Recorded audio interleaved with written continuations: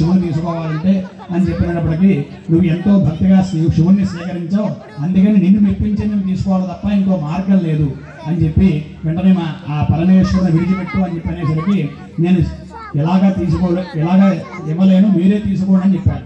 వెంటనే నంది తన కొమ్ముల చేత ఆ గజాసుని యొక్క పొట్ట చేసి శివుడిని బయట తీసుకొచ్చాక వెంటనే శివుడు ఓం పరమేశ్వరాయ నమః ఆయన బయటకు వచ్చి మానవదేహంతో ఆయన ఎప్పుడైతే బయటకు వచ్చాడో ఆ గజాసుడు ఓం నమ శివాయ శివ అంటూ మూరుగులు పడిపోయాడు. పడిపోగానే భక్తుడైన గజాసును చూసి బాధపడుతూ ఆ పరమేశ్వరుడు అలాగే కైలాసానికి వెళ్ళాడు.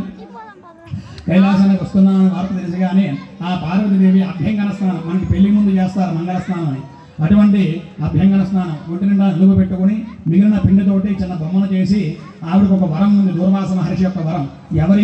ఆవిడ చేతితో ఏ బొమ్మ చేసినా సరే ఆ బొమ్మ సజీవుడిగా ఉంటుందన్నమాట. అలాగే ఆ బొమ్మను చేసి తల మీద చేయి పెట్టేసరికి అమ్మ అంటూ కౌలించుకున్నాడు. చిన్న పిల్లాడు ప్రత్యక్షమయ్యాట. వెంటనే ఆ పిల్లాడికి ఎంతో ఆనందం పొంది పార్వతీదేవి శక్తి అయిన ఆయుధం ఇచ్చి గుమ్మం దగ్గర కాపలా పెట్టిందట. ఎవరు వచ్చినా రానివ్వకుండా చూడు నాన్న అని చెప్పి లోపలికి వెళ్ళి స్నానం ఆచరించి వస్తామనే ఉద్దేశంతో ఆ పార్వతీదేవి శక్తి ఆయుధంతో ఆ పిల్లాన్ని పెట్టేసరికి అందరూ వస్తూ ఉన్నారు. పరమేశ్వరుడు వచ్చాడు. అందరూ ప్రమథగణాలు కైలాసంలో ఉండే పరివార దేవతలంతా కూడా వస్తూ ఉన్నారు. ఇందులో పరమేశ్వరుడు మాత్రం ముందుగా వచ్చి గుమ్మం దగ్గర వెళ్ళిపోతూ ఉంటే శక్తి ఆయుధంతో ఉన్న ఈ పిల్లవాడు, చిన్న పిల్లవాడు ఆ పరమేశ్వరుని అంటగించాడు.